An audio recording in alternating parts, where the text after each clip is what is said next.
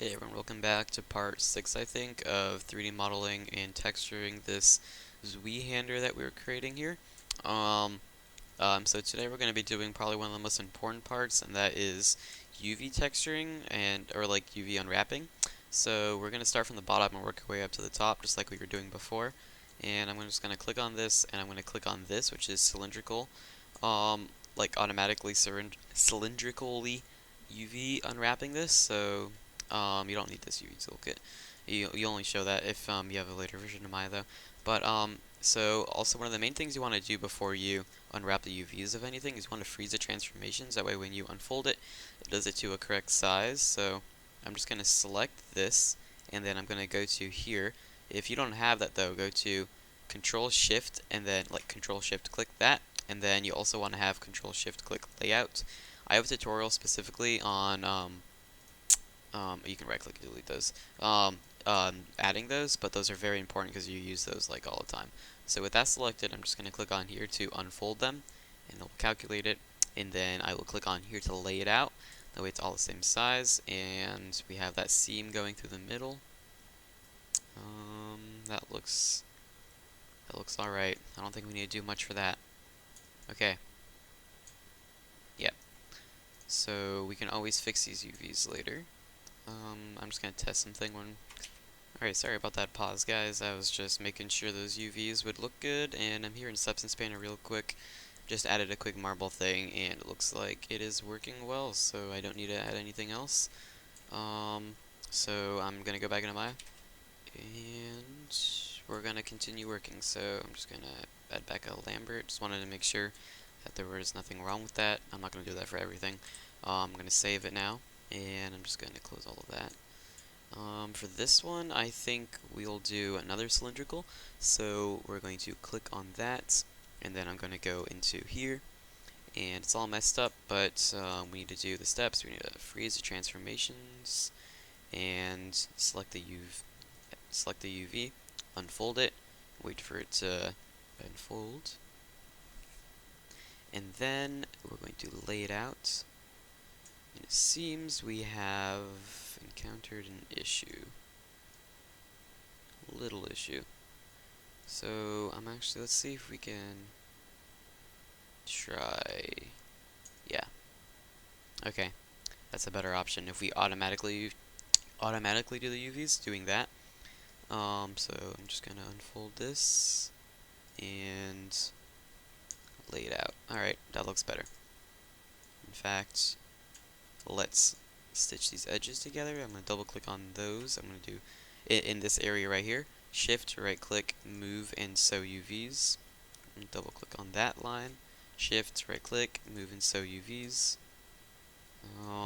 Same thing for this. Move and sew UVs and this and oops. Nope, not that one, there's no more. So you want to have at least one seam. So I'm gonna unfold that. Take a second, lay it out, and perfect. And we won't have any ugly seams in the way. So we can begin going on to the next piece. Okay, so I'm just gonna go out of that, and looks like the next piece is going to be this. So let's automatically UV map this one because this is a square thing. And we're probably gonna need to fix these seams a little bit, but I'm gonna freeze the transformations. I'm going to select all of the UVs. I'm going to unfold them and then lay them out. And right now, I actually don't see any bad seams.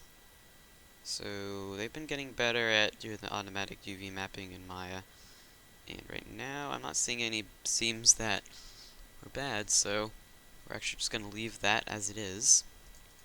And then with this, we're going to do a automatic, of course, square-like object. And just do that. Oops, I forgot. Crucial step. You want to freeze the transformations. And I'm going to unfold that and do that.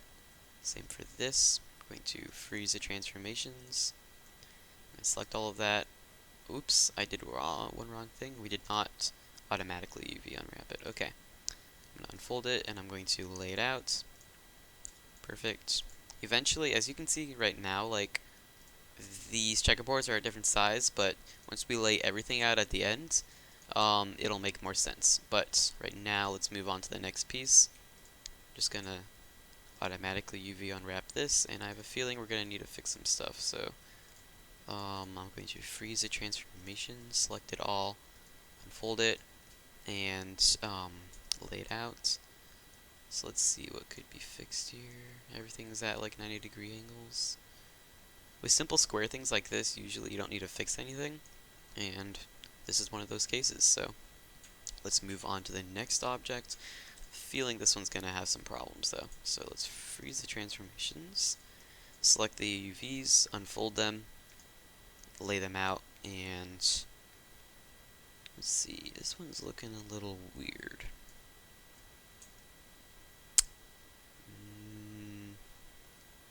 Let's see what I can do here. 1 second. Oh, actually, if I take that's the seam that I don't want, select that, and then shift right click, move and sew. Is that not what's doing it? Let's see. Let's try that. Might not work, but I just want to see something. Just like that. I'm going to unfold it. Okay. That that looks worse, so we're not going to do that. We're just going to keep it as it is like that. I think it looks alright. Yeah. Unfold it. That looks fine. The squares are the same size. So now we're going to move on to this piece. No, wait, no, I already did that. Let's do these guys. Or actually, yeah, let's do this first. So automatically UV unwrap that one.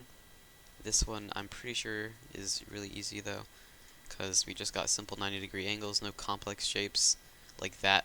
So looks that was really easy.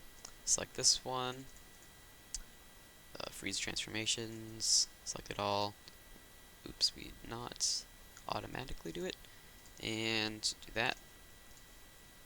Long time ago they did not have tools that would do this that fast, but now with this one selected, let's cylindrically do that. Oops, but for that we need to freeze transformations of these. Whoops. Okay, so now I'm going to cylindrically UV map it, open up our UV editor, select it, unfold it, lay it out. Bam. Same thing for this one. Select it, unfold it, lay it out. Easy peasy. Oops, actually we did something different for this one. I need to cylindrically unwrap it and lay it out. Perfect. Yeah. Alright, those are great. So now we can move on to the final one, this one, which I'm pretty sure we're going to have to fix a little bit. So let's, before we do that, freeze the transformations, automatically unwrap it, select all of our UVs, unfold them, and lay them out. And right now, we have seams in the correct places. Yeah. Let's do these for those sides. I think this is actually good, surprisingly. So now, we're going to prepare this for export. Still got time left, so I'm going to save this. I'm going to select everything, and I'm going to assign a new blend material. And we can just call this, let's just call this the name of it, Zwiehander. And we're just going to have this, does not matter. We just want everything to have one shader. Select everything, and then make sure, oh, we gotta label some parts. So let's select everything as well. Alt-Shift-D to get rid of groups and anything bad. I'm going to delete our image plane, and let's see what's going on here. These are those pieces. Yep. Let's name some things correctly. I'm going to call this blade. I'm going to call these spike 1 and spike 2. Just make sure those are right. Yep. And then I'll call this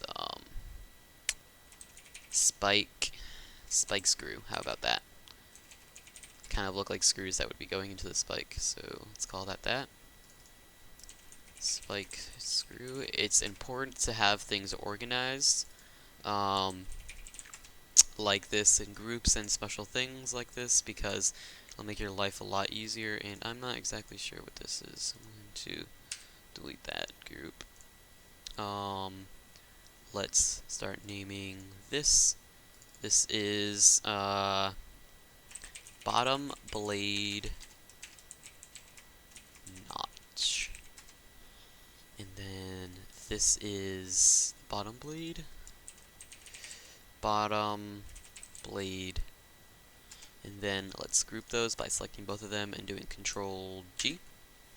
Create a new group, and let's call this bottom blade. Okay. So now we've done all that. Let's start naming this piece. Let's see, is this in a group with anything? Should be in a group with these pieces. Yep, okay.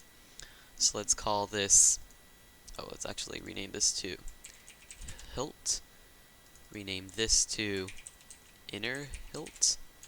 And let's see here. Name this to right hilt. And rename this to left hilt. Let's call this our handle main, and this will be our handle bottom, and let's select both of those. I want to select that top camera, and then I'm going to do Control G to group those, and I'm going to call this handle. Okay, so now everything has a group name, which will be important, as you will see later. This blade actually is just going to be on its own. Actually, no. We're going to select everything. I'm going to make a new group, and we're going to call this Zwiehander. Okay, perfect. So now, as you can see, let's say we want to select, like, the handle. I select the handle, build blade, hilt, everything. Okay, so now we're going to select everything and go open our UVs, and as you can see, they're all overlapping, which we don't want. We're going to want to hit layout. Okay, so now everything is the same size. Perfect. Let's exit out of that. What else do we need to do? We need to create a high poly mesh and export this mesh. So I'm going to save this. I'm going to drag select all of that. Make sure I don't have that top camera selected. Okay, good. File, export selection. I'm going to call this Zwiehander. Am I calling it right? Zwiehander.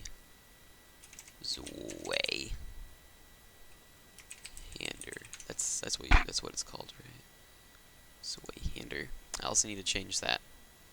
I don't care though. Zwiehander. It's just one word.